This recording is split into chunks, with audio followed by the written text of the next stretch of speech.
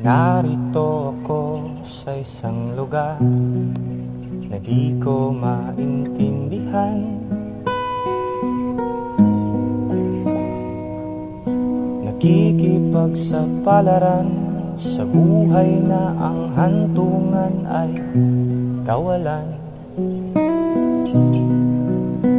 Denumero ang galaw ng tao, bawat gawin ay may presyo.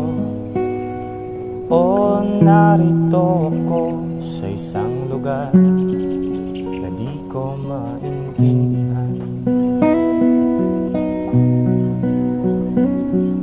Daing ng tao'y di pinapansin, nililipad ng hangin.